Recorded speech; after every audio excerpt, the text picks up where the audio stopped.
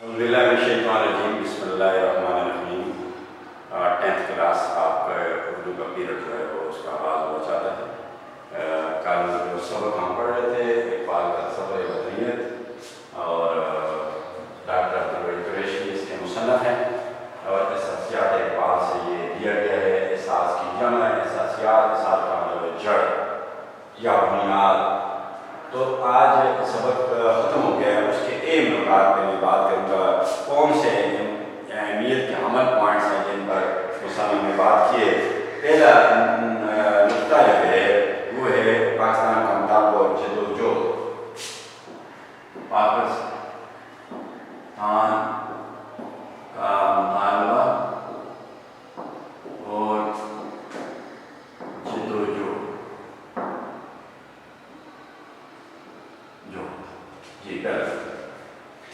جی class Pakistan کا مطالبہ کیوں کیا گیا اور اس کے لیے اتنی محنت کیوں کی گئی.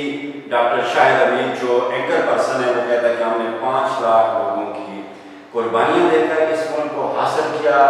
اتنی قربانیاں کیوں دی گئیں, کیا بنیادی مقاصد تھے؟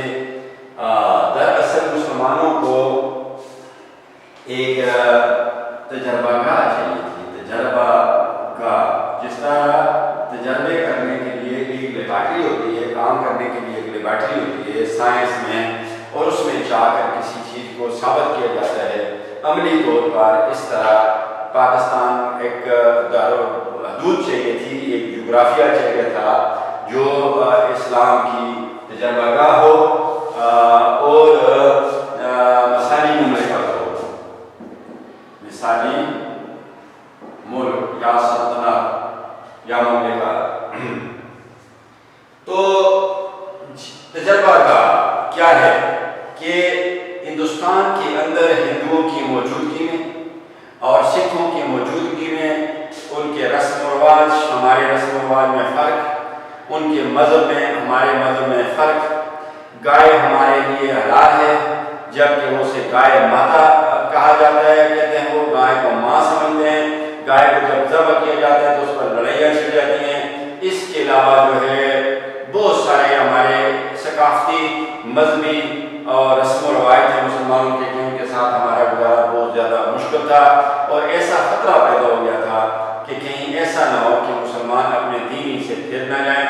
اور اگر ایسا نہ بھی ہو تو ہم جو اصل مقصد مسلمان کا یہ ہوتا ہے کہ اللہ کی کتاب کو اور اللہ کے دین کو پوری دنیا میں پھیلانا, پوری دنیا کو بتانا کہ قادر حقیقی ایک ہے, خالق ایک ہے, مالک ایک ہے, رازق ایک ہے, پیدا کرنے والا ایک ہے, مارنے والا ایک ہے, رزق دینے والا ایک ہے, عزت دینے والا ایک ہے, ذلت دینے والا ایک ہے, کوئی دوسرا نہیں. اور وہ خالق ہے جو آسمانوں کا بادشاہ ہے, اس کائنات کا بادشاہ نہیں. نہ کوئی پتھر جو ہے بادشاہ ہو سکتا ہے, نہ آگ بادشاہ ہو سکتی ہے, نہ پانی بادشاہ ہو سکتے, نہ آسمان بادشاہ ہو سکتا ہے جو اپنی جگہ سے ہل ہی نہیں سکتا, پتھر اپنی جگہ سے ہل نہیں سکتا. تو یہ چیزیں خالق نہیں ہوتی, مالک نہیں ہوتی, رب نہیں ہو سکتی. اس لیے ان کے ساتھ ہمارا بنیادی اختلاف تھا, اور جو ہمارا مین مقصد مسلمانوں کا اصل نصب ہے کہ اللہ کے دین کو پوری دنیا میں پھیلانا, کیونکہ اللہ کے بندے جو ہیں اس راستے کو جو نہیں جانتے اس راستے پہ آ جائیں, ان کو اس بات کا احساس ہو جائے اور وہ اپنی دنیا کو بھی سنوار سکیں اور آخرت کو بھی سنوار سکیں. اور اسی یہی جدوجہد کی تھی ہمارے پیارے نبی صلی اللہ علیہ وآلہ وسلم نے, اور بالآخر ایک مکمل دین اس دنیا میں چھوڑ کر مسلمانوں کے لیے چلے. تو یہ ایک ملک چاہیے تھا, ایک لیب چاہیے تھی, ایک علاقہ چاہیے تھا جس میں مسلمان رہیں, اور پھر یہ فیصلہ کریں, سوچیں کہ پوری دنیا کے کونے کونے میں ہم نے اسلام کو کس طرح پھیلانا ہے. تجربہ گاہ کا مطلب یہ ہے. دوسری بات یہ ہے کہ دنیا کو اس کے اندر اللہ کے دین کو نافذ کر کے, اس کے اندر لوگوں کو انصاف فراہم کر کے, اس کے اندر جو ہے اصول قائم کر کے, ایسے اصول جو خلفائے راشدین نے قائم کیے اور اس سے پہلے نبی کریم صلی اللہ علیہ وسلم نے قائم کیے, ایسے اصول, ایسے رول, ایسے ریگولیشن, ایسا نظام زندگی یہاں پر نافذ کر کے دنیا کو بتایا جائے کہ یہ ایک مثالی مسلم ملک ہے, تاکہ دنیا یہاں کے انصاف سے, یہاں کی ترقی سے, یہاں کی انسانیت سے, یہاں کے اخلاق سے متاثر ہو کر اس راستے کی طرف جو جسے دین اسلام کہتے ہیں اس پر آ جائے، یہ پاکستان کا مطالبہ تھا اور اس کے لیے اس کی ایک جدوجہد کی گئی۔ دوسرا نقطہ جو ہے مغرب کا تصور وطنیت۔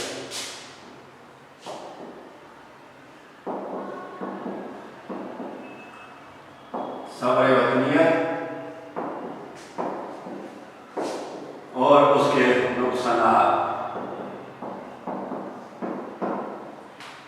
کلاس مغرب کا جو تصور وطنیت ہے وہ رنگ، نسل اور جغرافیے پر اس کی بنیاد ہے۔ وہ کہتے ہیں جغرافیہ اور دودو، اس میں ایک رنگ کے لوگ، ایک نسل کے لوگ رہیں تو یہ ان کا وطن کا تصور ہے، اور یہ وطن کا تصور تعصب پیدا کرتا ہے۔ ایک نسل، ایک رنگ کے لیے ایک وطن بنانا، اور پھر جو دوسری نسلیں ہیں، دوسری شکلیں ہیں، دوسرے رنگ کے لوگ ہیں، وہ کہاں جائیں گے؟ کیا وہ اللہ تعالیٰ کی ذات کی پیدا کردہ مخلوق نہیں ہے؟ کیا وہ اس ملک میں نہیں رہ سکتے؟ کیا یہ جو اللہ کی پیدا کردہ زمین ہے اس پر اللہ تعالیٰ کی ذات کی پیدا کردہ نسلیں رہ نہیں سکتی؟ کیا ہر اللہ تعالیٰ کی ذات نے ہر نسل کے لیے، ہر رنگ رکھنے والوں کے لیے الگ الگ جغرافیہ بنایا ہے؟ کیا اللہ تعالیٰ کی ذات کی کتاب یہ کہتی ہے کہ ایک رنگ کے لیے ایک نسل کے لیے ایک ملک ہو، اور دوسری رنگ کے لیے دوسری نسل کے لیے دوسرا ملک ہو؟ یہ ہو نہیں سکتا۔ اور اس کے نقصانات سب سے بڑے یہ ہوئے کہ دنیا کی دو عظیم جنگیں جو ہیں، جنہیں ورلڈ وار کہا جاتا ہے، دو جنگیں ہیں، پہلی 1914 سے 1918 تک لڑی گئی اور دوسری 1939 سے 1945 تک لڑی گئی۔ یہ اس کا نتیجہ تھی، مغرب کے تصور وطنیت کا نتیجہ تھی۔ یہ نسل پرستی، قومیت پرستی کی وجہ سے لڑی گئی، اور کوئی مسئلہ نہیں تھا، اور لاکھوں کروڑوں کے حساب سے لوگ جو تھے وہ موت کی آغوش میں چلے گئے۔ لہذا اسلام کا نظریہ قومیت جو نبی کریم صلی اللہ علیہ وسلم کا قائم کرتا ہے، اس کا اور اس کا آپس میں ٹکراؤ ہے۔ اسلامی نظریہ ہے قومیت، اسلام کا قائم کردہ وطن کا جو نظریہ ہے، جو آپ صلی اللہ علیہ وآلہ وسلم نے قائم کیا تھا، کیونکہ فتح مکہ کے موقع پر آپ صلی اللہ علیہ وسلم نے سب کو معاف کر دیا تھا، تمام مشرکین کو معاف کر دیا، بڑے بڑے سرداروں کو معاف کر دیا۔ ان 10 سرداروں سے، بڑے سرداروں میں 7 سردار تو اس میں جنگ بدر میں، غزوہ بدر میں واصل جہنم ہو چکے تھے، اور 3 سردار جو تھے موجود نہ ہونے کی وجہ سے بچ گئے تھے، وہ سردار بھی اس مجمع میں تھے۔ تو آپ صلی اللہ علیہ وسلم نے سب کو معاف فرما دیا اور کعبہ کے نزدیک کھڑے ہو کر فرمایا، اے کعبہ، تیری عظمت سب سے زیادہ ہے، لیکن انسان کی عظمت تجھ سے بھی زیادہ ہے۔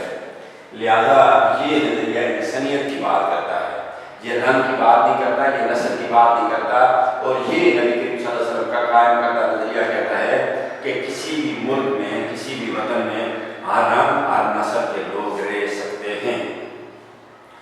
بلکہ علامہ شبلی نعمانی کہتے ہیں کہ اگرچہ آپ کے ملک میں بسنے والے غیر مسلم، خواہ وہ عیسائی ہیں، خواہ وہ یہودی ہیں، خواہ وہ سکھ ہیں، خواہ وہ ہندو ہیں، خواہ کسی بھی مذہب سے تعلق رکھنے والے لوگ ہیں، اگرچہ وہ آپ کے مذہبی بھائی تو نہیں ہیں، لیکن آپ کے وطنی بھائی ضرور ہیں، اور وطنی بھائی ہونے کے ناطے ان کے آپ پر حقوق عائد ہوتے ہیں، ان پر بھی ہوتے ہیں، لیکن آپ پر زیادہ حقوق عائد ہوتے ہیں کہ وہ آپ کے وطنی بھائی ہیں۔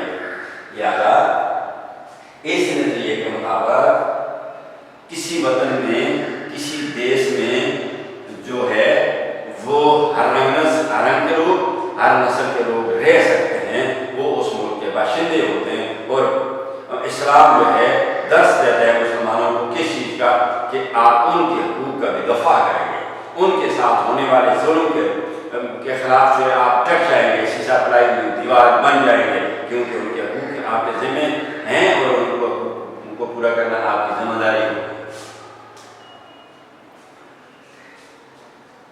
چوتھا پوائنٹ یہ ہے جناب کہ شروع میں اقبال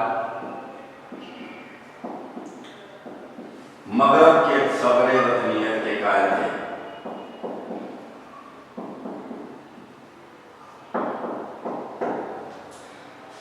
شروع میں اقبال مغرب کے تصور وطنیت کے قائل تھے اور انہوں نے اپنی کتاب بانگ درا شعرا آفاق کتاب شاعری کی۔ بانگ درا جس کا نام ہے، بانگ کہتے ہیں آواز کو، درا کہتے ہیں گھنٹی کو، اس کتاب کا نام ہے۔ اس میں مغرب کے تصور وطنیت کو ایک مقدس رنگ سے بھی نوازا ہے اور کہا ہے کہ چینو عرب ہمارا، کہتے ہیں کہ اس ہندوستان کے لوگوں کو مختلف ممالک میں بٹنا نہیں چاہیے اور وطن پرستی یا وطن کی بات جو ہے ٹھیک نہیں ہے۔ مغرب کا تصور وطنیت ٹھیک ہے، شروع میں اس کے قائل تھے اور اس کے لیے ثبوت بھی پیش کرتے ہیں اپنی کتاب میں کہ چینو عرب ہمارا، ہندوستان ہمارا، چینو عرب ہمارا، ہندوستان ہمارا، ہم بلبلیں اس کی یہ گلستان ہمارا، ہم بلبلیں اس کی یہ گلستان ہمارا، مذہب نہیں سکھاتا آپس میں بیر رکھنا۔ کہتا ہمارا مذہب ہمیں آپس میں دشمنی رکھنے کی اجازت نہیں دیتا، مذہب نہیں سکھاتا آپس میں بیر رکھنا، ہندی ہم، وطن ہندوستان ہمارا، کہتے ہیں ہند کے رہنے والے ہم، اس لیے ہمارا وطن جو ہے ہندوستان ہے، ہم نے پاکستان نہیں بنانا۔ اس سے یہ ثابت ہوتا ہے کہ ہم سب مل جل کر رہیں گے۔ قائد اعظم نے اس سے کسی نے کہا کہ آپ تو پہلے کانگریس میں بھی ہوا کرتے تھے، تو انہوں نے جواب دیا کہ ہاں میں کبھی پہلی جماعت میں بھی تو ہوا کرتا تھا، اس لیے ایک بار پر یہ اعتراض نہیں کیا جا سکتا کہ وہ مغرب کے تصور وطنیت کے قائل تھے۔ لیکن فوراً ہی اقبال جو ہے اس اثر سے باہر نکلا ہے، مغرب کا تصور وطنیت کا جو اثر تھا اس سے باہر نکلا ہے۔ انہیں احساس ہو گیا کہ مغرب کا تصور وطنیت جو ہے وہ اسلام سے براہ راست ٹکرا جانے والے متصادم ہیں، اس لیے اس سے باہر نکلا ہے اور اس تصور وطنیت کی صاف صاف مخالفت شروع کر دی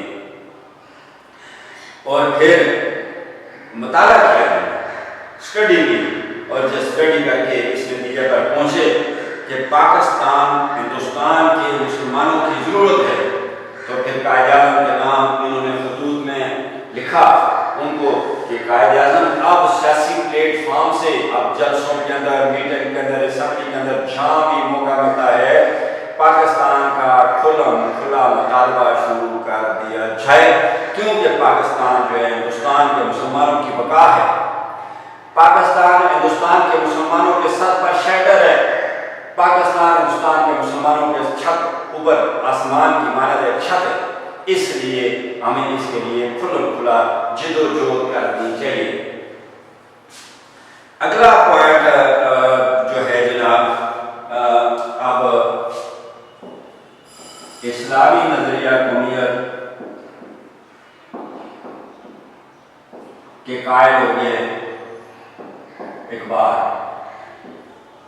چھٹا نقطہ جو ہے جی، اس پہ میں بات کر چکا ہوں، اور ساتواں بھی قائد اعظم کے نام خطوط نے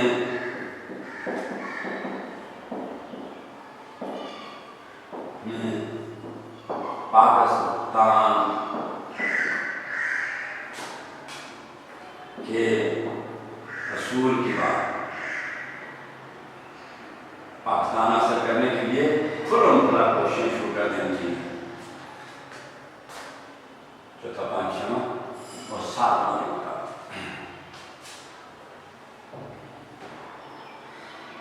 پاکستان بننے کے بعد مہاجر غیر مہاجر ہندی مسلمان پاکستان کے مسلمانوں نے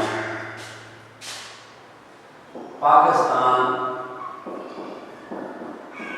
بن جانے کے بعد مہاجر غیر مہاجر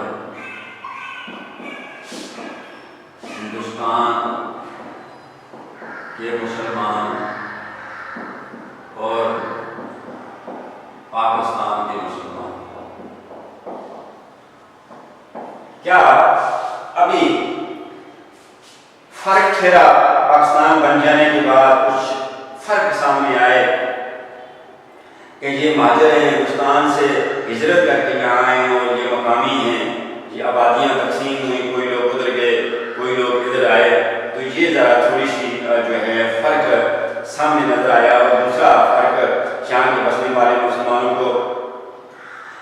پہلے تو سارے جو یہ بر صغیر جو چھوٹا بر اعظم تھا اس میں بسنے والے مسلمانوں کو ہندی مسلمان کہا جاتا تھا. اب اسی چھوٹے بر اعظم میں دو ملک بن گئے, پاکستان اور بھارت, اور یہ اب دونوں ملکوں الگ الگ ملکوں کے باسی ہیں, باشندے ہیں, رہنے والے ہیں. یعنی ہندی مسلمان الگ اور پاکستانی مسلمان, یعنی ہندوستان کے رہنے والے مسلمان الگ اور پاکستان کے رہنے والے مسلمان الگ. تو ان میں کون کون سی باتوں میں یکسانیت ہے, ایک جیسی ہے, مشابہت ہے, اور کون کون سی باتوں میں ان کے اندر اختلافات ابھی آ چکے ہیں. اور اب پاکستانی مسلمانوں کا قومی رشتہ بھارت کے مسلمانوں اور دیگر مسلمان کے ساتھ کیا ہے, سوالیہ نشان کیا ہے.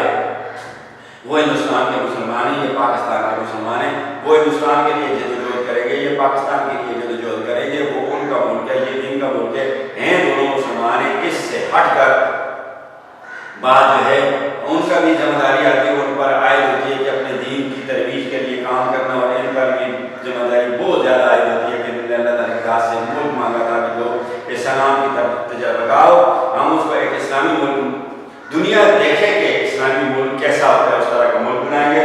اور پھر اس کے پلیٹ فارم سے پاکستان کے اندر لیتے ہوئے پوری دنیا میں ہم اسلام کا جھنڈا لہرانے کی پوری کوشش کریں گے. یہ ان مسلمانوں کا اور مسلمانوں کا آپس میں رشتہ ہے, ان کی یہ ذمہ داریاں اور ان کی وہ ذمہ داریاں. اب یہاں پر آگے رائٹر لکھتے ہیں کہ مغرب کے تصور وطنیت کو قبول کرنا ہوگا پاکستان بننے کے بعد, یا اسلامی نظریہ قومیت کو. تو اس کا جواب یہ کہ مغرب کا تصور وطنیت جو ہے ان کو ایک بار رد کر چکے ہیں, اور اب جو ہے جو اسلامی نظریہ قومیت ہے نبی کریم صلی اللہ علیہ وسلم کا, اس کے مطابق جو ہے اس ملک میں ہمیں رہنا ہوگا.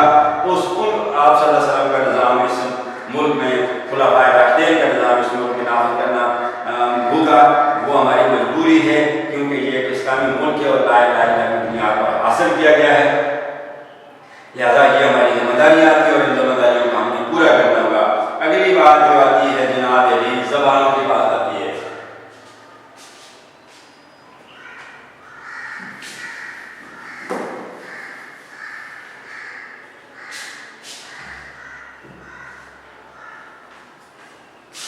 زبانوں کی انڈونیشیا کا ذکر کرتا ہے رائٹر کہ وہاں انڈونیشیائی زبان بولی جاتی ہے. جکارتا اس کا دارالخلافہ ہے, اسلامی ملک ہے.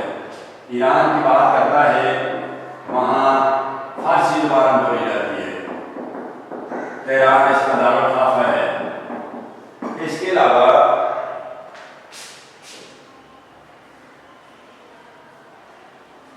اور عرب ممالک کی بات کرتے ہیں, وہاں پر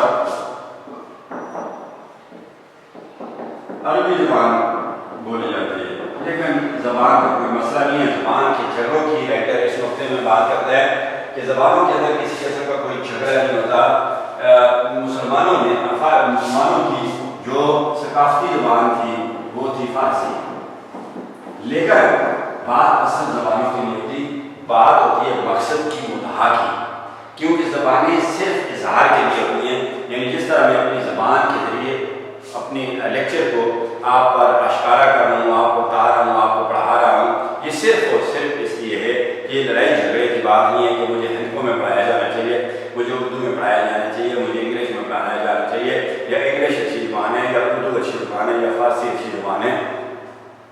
البتہ قرآن مجید چونکہ عربی میں نازل ہوئے تو عربی زبان اس لحاظ سے مقدس ہے, لیکن زبانوں کے درمیان جھگڑے جو ہے مسلمانوں کی عمرانی تاریخ, اس زندگی گزارنے کے متعلق جو تاریخ ہے, زندگی گزارنے کے جو اصول ہوتے ہیں اس علم میں, تو وہ ان کو عمرانیات کہتے ہیں. تو اس میں جو ہے زبانوں کے جھگڑے کہیں بھی نہیں ہیں. اس لیے مسلمانوں نے, چونکہ مسلمانوں کا اصل مقصد تھا کہ اللہ کے دین کو پوری دنیا میں پھیلانا تھا, اس لیے ان کو مسلمان جہاں بھی تھے انہوں نے وہاں کی مقامی زبان کو سیکھا, اور اس مقامی زبان کے ذریعے لوگوں کو دین اسلام کے بارے میں بتایا کہ یہ دنیا کا سچا دین ہے, اور اس میں پھر انہوں نے کامیابیاں بھی سمیٹی. اگر وہ اس بات پہ پڑ جائے کہ نہیں ہم عربی میں تبلیغ کریں گے, یا اردو میں تبلیغ کریں گے, یا فارسی میں تبلیغ کریں گے, تو میرے خیال میں یہ ایک جھگڑا ہوتا, اور وہ مسلمان اس طرح کامیاب نہیں ہوتے دین کی اشاعت میں جس طرح وہاں کی علاقائی یا مقامی زبان کے ذریعے انہوں نے تبلیغ کی اور ان کو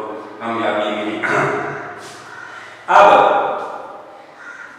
اگلا پوائنٹ جو ہے کلاس وہ ہے سورہ الحجرات، 9واں نقطہ سورہ الحجرات۔ تو اقبال نے جناب یہ مسلمانوں کے مسئلے، زبانوں کے مسئلے اور علاقائی مسئلے اور یہ جو ہم قبیلوں میں بٹے ہوئے ہوتے ہیں، زبانوں میں بٹے ہوئے ہوتے ہیں، لسانی جھگڑے ہمارے درمیان ہوتے ہیں، سندھی بلوچی مکرانی، پشتو بولنے والے الگ، ہم سمجھتے ہیں کہ یہ الگ لوگ ہیں، سندھی بولنے والے الگ لوگ ہیں، بلوچی بولنے والے الگ ہوتے ہیں، یہ یا علاقوں کے جھگڑے ہوتے ہیں آپس میں، قبیلوں کے جھگڑے ہوتے ہیں، نسلوں کے جھگڑے ہوتے ہیں، یا جو کچھ بھی اقبال نے بہت سے ایسے سوال اٹھائے ہیں رینکر نے اقبال کے حوالے سے، کہ جن کا کوئی مختصر حال تو نہیں ہے نکل سکتا، لیکن ان کے لیے راستے مقرر کیے جا سکتے ہیں، طریقے مقرر کیے جا سکتے ہیں کہ ان طریقوں کا استعمال کرتے ہوئے ہم ان مسائل کا حل نکال سکتے ہیں۔ لیکن پھر آخر تک آ کر علامہ اقبال نے سورہ الحجرات کا جو ہے حوالہ دیا ہے، یہ قرآن مجید کے پارہ 26 میں ہے اور آیت نمبر اس کی 13 ہے کہ اے ایمان والو، تمہیں میں نے ایک ماں اور باپ سے پیدا کر کے تمہارے قومیں اور قبیلے بنا دیے تاکہ تم پہچانے جا سکو، لہذا اس قرآن مجید کی سورہ کے اس اصول کو جو ہے یہ قبیلوں کے جھگڑوں، نسلی جھگڑوں اور علاقہ پرستی اور زبانوں کے جھگڑوں کے تمام حالت اس میں موجود ہے، اور اس سورہ کا جو واضح فرمان ہے اس کو فوقیت حاصل ہے، برتری حاصل ہے اس چھوٹے چھوٹے جھگڑوں پر، یعنی ان تمام مسائل کا حل جو ہے، جتنے بھی اوپر ذکر کیے ہوئے مسائل ہیں اقبال کہتا ہے، تو ان کا حل جو ہے کس کے اندر ہے؟ مسلمانوں کے لیے سورہ الحجرات کے اندر ہے۔ اگر سورہ الحجرات کی اس آیت پر عمل کریں، قرآن مجید کے اس دین پر عمل کریں، کیونکہ وہ کہتا ہے کہ تمام مسلمان بھائی ہیں، اور جو آپ کے بھائی نہیں ہیں، مذہبی بھائی نہیں ہیں، وہ آپ کے وطنی بھائی ہیں، تو یہ ان تمام مسئلوں کا حل تلاش کیا جا سکتا ہے اور تلاش کیا جا چکا بھی ہے۔ آخر پہ زبانیں کس کام آتی ہیں؟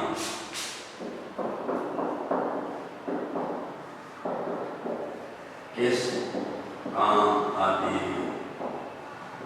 21 سال کراچی میں آگ، خون اور آگ کی ہولی کھیلی جاتی رہی، سینکڑوں کے حساب سے لوگ موت کے آغوش میں چلے گئے، لقمہ اجل بنے، وہاں پر مہاجر اور غیر مہاجر کا جھگڑا چلتا رہا، وہاں پر زبانوں کا جھگڑا چلتا رہا، وہاں پر اردو اور غیر اردو کا جھگڑا چلتا رہا، مہاجر کہتے تھے کہ ہم مہاجر ہیں اور یہ لوگ غیر مہاجر ہیں، کراچی ہمارا ہے، ان کا ادھر کیا کام ہے، یہ ہندکو بولنے والے لوگ ہزارہ کے ان کا ادھر کا کیا کام ہے، یہ پشتو بولنے والے پٹھانوں کا کراچی میں کیا کام ہے، ہم اردو بولنے والے اور ہم مہاجر ہیں، کراچی ہمارا ہے، ان کو یہاں سے نکل جانا چاہیے۔ 21 سال تک اتنا بڑا پاکستان کی معیشت کو نقصان ہوا، پاکستان کی سلامتی داؤ پر لگ گئی، اور دنیا کے ہاتھ ایک موقع آیا اور دنیا پر بولتی رہی کہ پاکستان کو ایک دہشت گرد ملک قرار دیا جائے، خود ہی دہشت گردی کرا کے اس ملک کے اندر اپنے ایجنٹوں کے ذریعے اور پاکستان کو پھر دہشت گرد ملک قرار دینا کام کا انصاف تھا، لیکن جو اللہ کو منظور ہوتا ہے وہ ہوتا ہے، وہ لوگ اپنے مضمون عزائم میں کامیاب نہ ہو سکے۔ بالآخر کراچی ایک بار پھر امن کا گہوارہ بن گیا، اور وہ یورپین کا ایجنٹ، مسلم دشمن طاقتوں کا ایجنٹ الطاف حسین یہاں سے بھاگ کر برطانیہ چلا گیا، اور ابھی تک تو وہ برطانیہ سے ٹیلی فون خطاب کرتا تھا اور بھیڑ کی طرح بھیبے کرتا تھا، اور اس بھیبے پر یہ سارے مہاجر جمع ہو جاتے تھے، کراچی جو ہے بند ہو جاتی تھی، وہاں پر یہ جام ہڑتال ہو جاتی تھی، اس کے ایک اشارے پر جو ہے کراچی کے لوگ، یہ مہاجر لوگ ناچتے تھے، اور پورے اسلام کی، مسلمانوں کی، نہ صرف مسلمانوں بلکہ اسلام کے لیے خطرہ بنتے جا رہے تھے۔ بالآخر اپنے منطقی انجام کو پہنچے، کیونکہ اللہ کی لاٹھی بے آواز ہے، نہ جاؤ اس کے تحمل پر کہ ہے بے ڈر، گرفت اس کی، ڈر اس کی دیر گیری سے کہ ہے سخت انتقام اس کا۔ بالآخر الطاف حسین اپنی منطقی انجام کو پہنچا۔ آج مہاجروں کا مہاجر اسی طرح بیٹھے کراچی کے اندر